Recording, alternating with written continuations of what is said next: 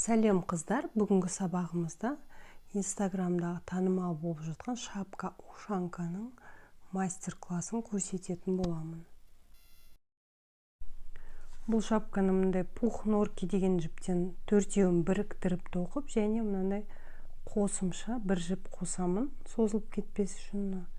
Мына жіп осы қосылып сатылады, және де номері 4-ші спициямен тоқимын. Тоқыманы маңдайшасынан бастаймыз, козыректен бастап тоқимыз.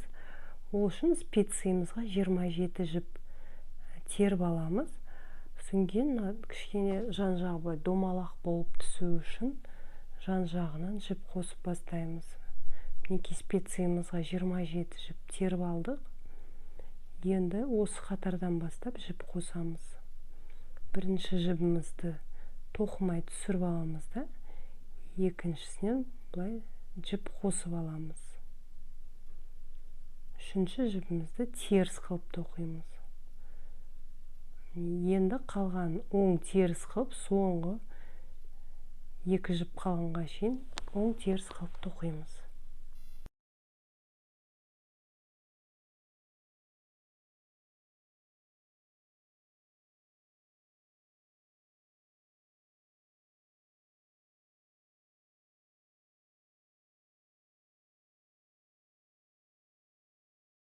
Осы қатардың аяғына дейін жетіп қалдық. Мінекей теріс тоқимыз қазір. Енді мына жерден тағы бір жіп қосып аламыз.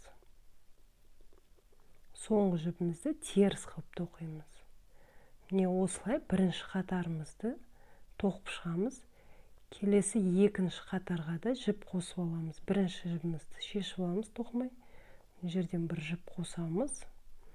Келесіні теріс тоқимыз. Үшінші жіпті теріс тоқимыз. Солай бір оң бір теріс қылып, соңына дейін тағы тоқимыз.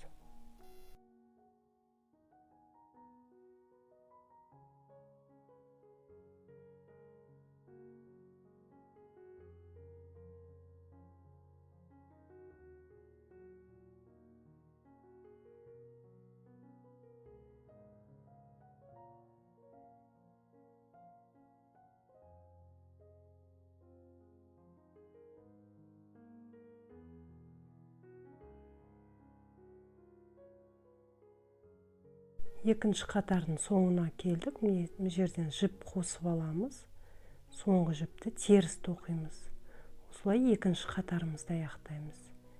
Енді мына үшінші қатарда тағы бір жіпті тоқымай түсіріп аламыз. Екіншісіне жіп қосамыз.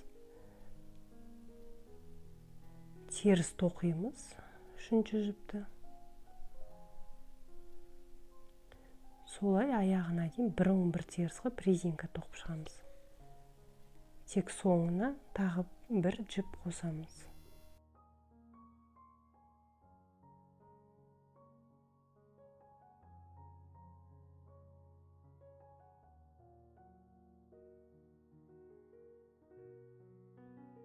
Үшінші қатардың аяғына да жетіп қалдық. Міне теріс тоқып аламыз. Мына жерден бір жіп қосамыз. Соңғы жіпті теріс тоқимыз.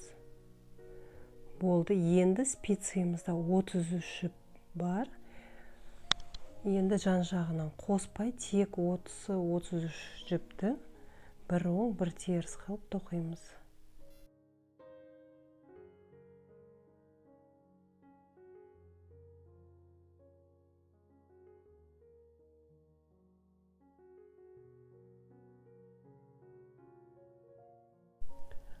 Маңдайшаның ұзындығын 11 сантиметр тоқып алдым.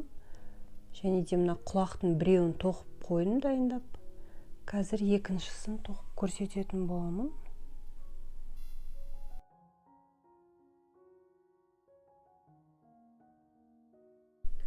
Екінші құлағын бастаймыз. Ол үшін спицияға 21 жіп теріп аламыз.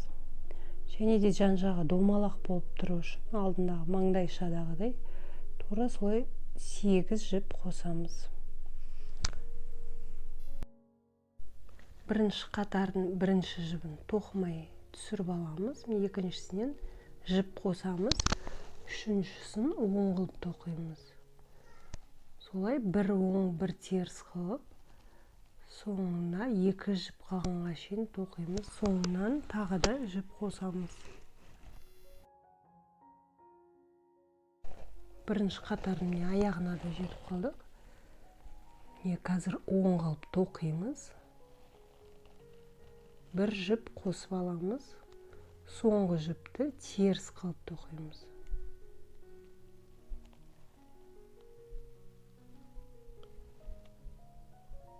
Екінші қатарда бірінші жіпті түсіріп аламыз да, тағы да бір жіп қосып аламыз.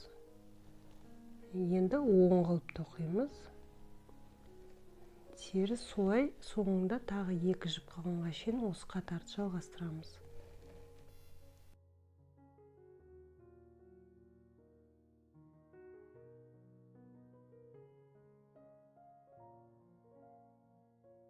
Екінші қатардың аяғына жеттік. Енді оң қылып тоқимыз. Мұнан бір жіп қосып аламыз. Соңғы жіпті теріс қылып тоқимыз. Тартып қоямыз. Шығып кетпес үшін. Тоқымамыздың шеті кішкене домаланып келе жатыр. Үшінші қатарды да тура солай бірінші жіпті тоқымай түсіріп аламыз. Мына жерден бір жіп қосып аламыз. Енді оң қылып тоқимыз үшінші жіпті. Солай осы қатардың соңына дейін 2 жіп қалғанға шейін тоқимыз.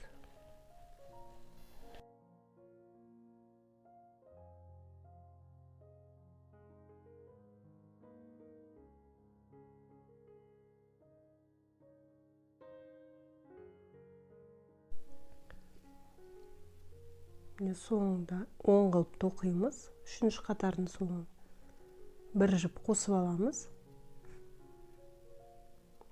Теріс қылып тоқимыз соңғы жіпті. Төртінші қатарымызда соңғы рет қосамыз. Бірінші жіпті түсіріп алдық, екіншісін қостық.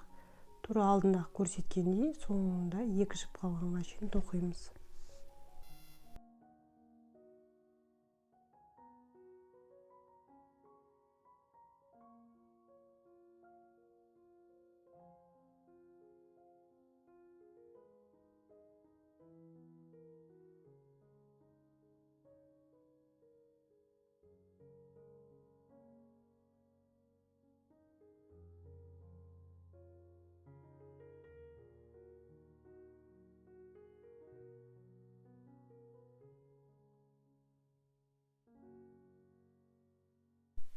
Соңғы жіпті қосып аламыз. Бір жіпті қосамыз да соңғысын теріс тоқимыз. Болды. Енді осымен жіп қоспаймыз, тек оң теріс қып тура узор бойынша 15 сантиметр тоқимыз. Қажетті 15 сантиметрін тоқып алдым. Енді қазір осының бәрін екінші құлақпен бірге біріктіреміз. Ол үшін осы қатарды бірінші тоқып аламыз.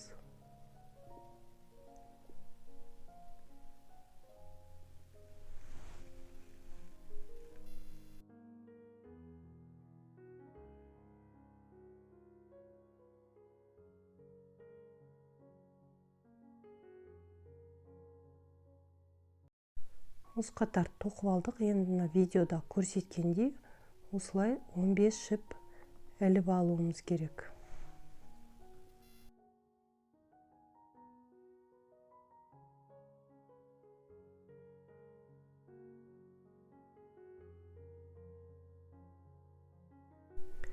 Қажетті жіп теріп алдық. Енді мына құлақты біріктіруіміз керек. Ол үшін мына құлақтағы соңғы жібімен аттаймыз. Видеода көрсеткендей тура осылай жасаймыз да, ары қарай жалғастырамыз тоқымамызды.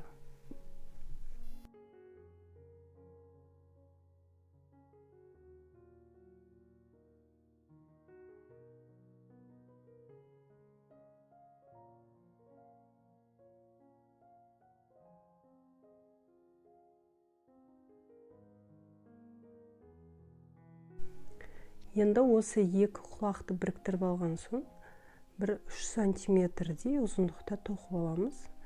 Мінекей 3 сантиметр тоқып алды. Енді мына козырегін қосып бастаймыз.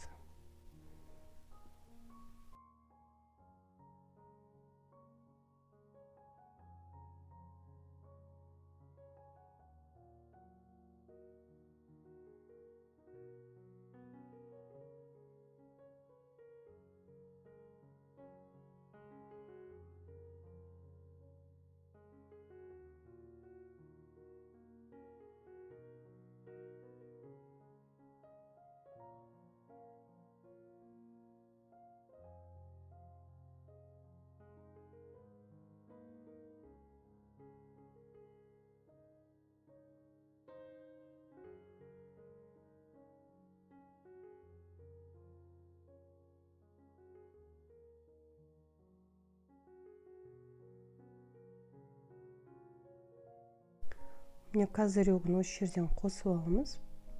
Енді осы тоқымамызды круговой қылып, өзімізге қажетті ұзындыққа дейін тоқимыз.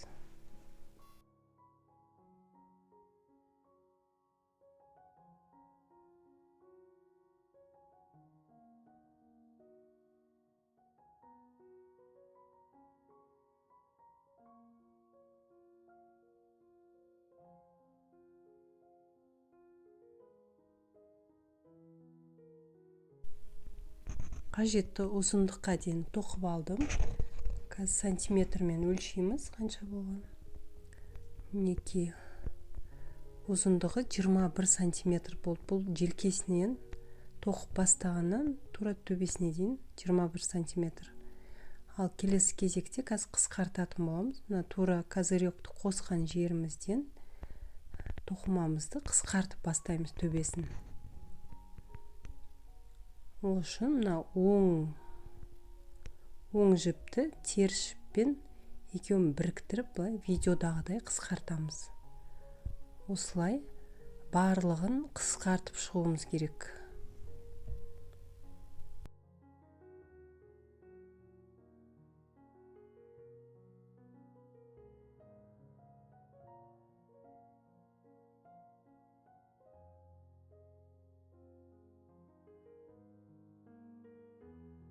Бір қатар толығымен қысқартып алдым. Енді келесі қатарда мына екі оңды қысқартамыз.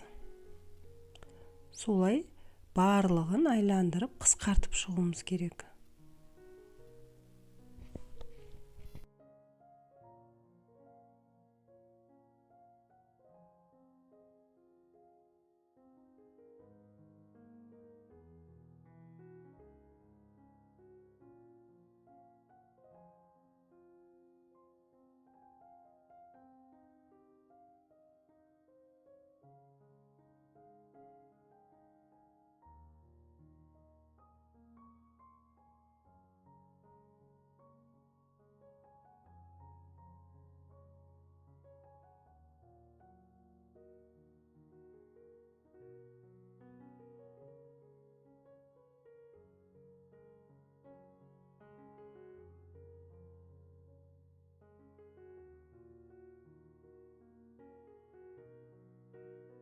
Үшінші қатарда да мына барлығын қысқартамыз.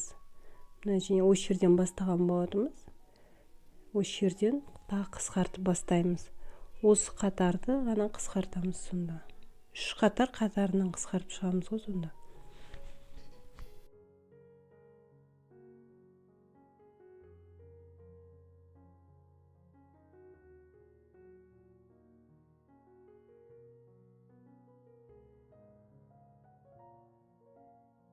Круговой спицамен қысқарту қиын болып жатса, носки тоқитын спицамен қысқартсаңыздар болады. Ол да ыңғайлы. Міне тура осылай жіпті бірінші аударып аламызды. Бұлай қысқартамыз.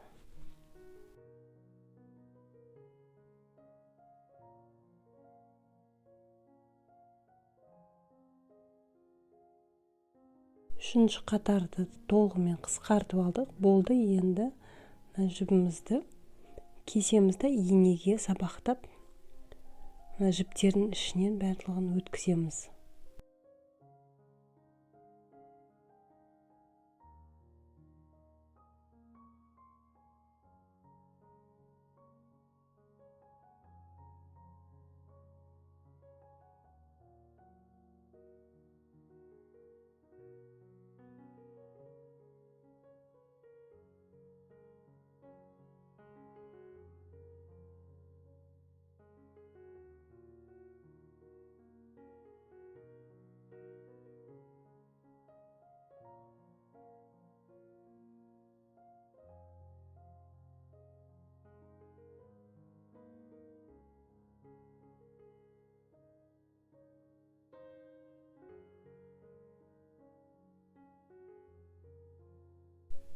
Барлық жіптен өткізіп алдық. Енді мына жібімізді қатты қылып тартамыз да, сөгіліп кетпес үшін. Ішіне қарай өткізіп, төбесі осылай әдемі болып жабылды. Енді мына жібімізді қатты қылып тартып, тағы бір өткізіп жіберсек болады. Шапкамыз дайын болды. Мен бір шнурын тоқып қойдым. Қазір екінші шнурын қалай тоқу керек екенін көрсететін боламын. Құлақшаның центрін табамыз да осы жерден, міне. Қазір жан-жағынан шнурға жіп теріп аламыз осы жерінен. Немен белгілеп қоямыз. Шатасып кетпейтіндей. Крючокпен видеода көрсеткендей тура осылай 6 жіп теріп алуымыз керек.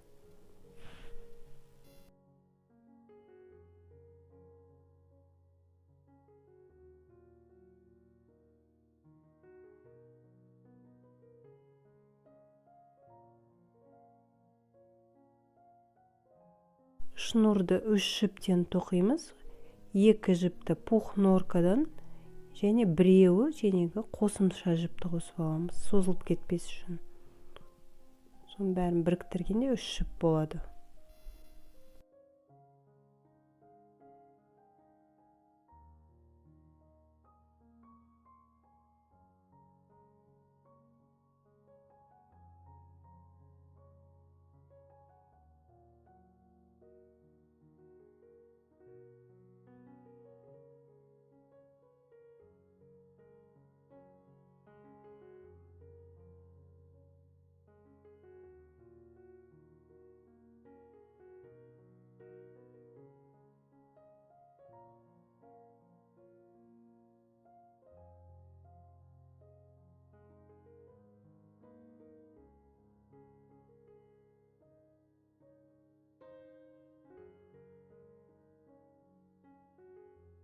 Крючокқа іліп алған 6 жібімізді қазір спицияға аударатын боламыз.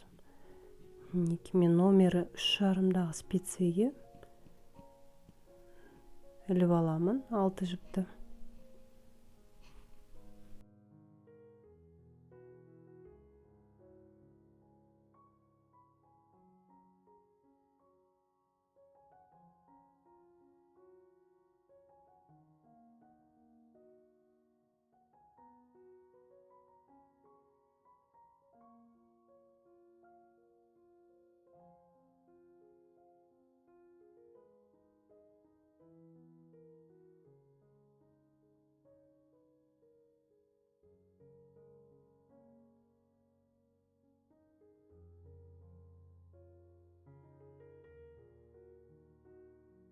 Резинкамыздың ортасын және де двойной қылып тоқимыз. Ол үшін бірінші жіпті тоқымай шешіп аламыз, екінші жіпті оң қылып тоқимыз.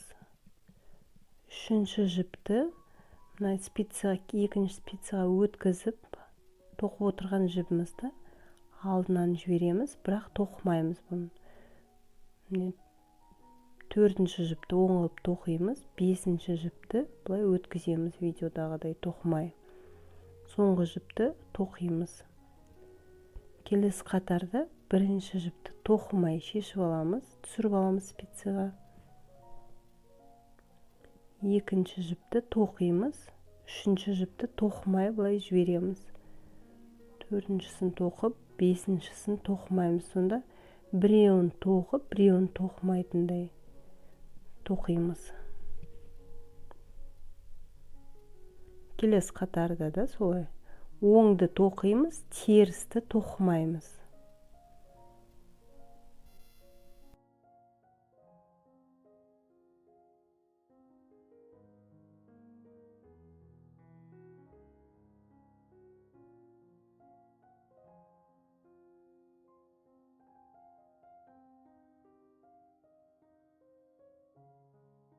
Бұлай шнурды бір 15 сантиметрдей ұзындықта тоқып аламыз.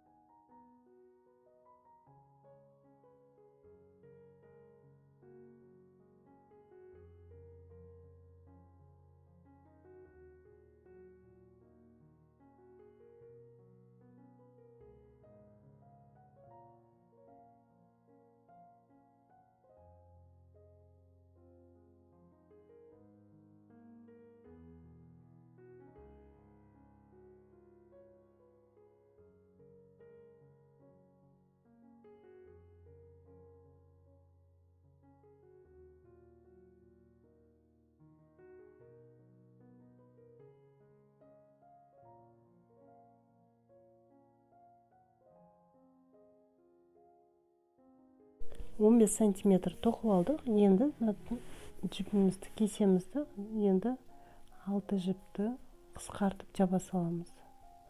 Артылған жіпті ішінен өткізіп жіберсек болады.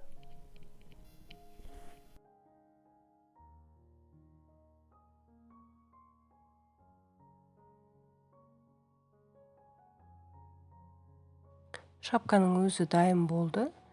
Енді артық жіптерін тығып, кесетін жіптерін кессе, осылайда кие беруге болады. Немесе кетлевкамен айландырып тоқып шығуға болады. Кетлевканы мен келесі бөлімде көрсететін боламын. Түсінбеген жерлеріңіз болып, сұрақтарыңыз болса, комментарияға жазып кетсеңіздер болады.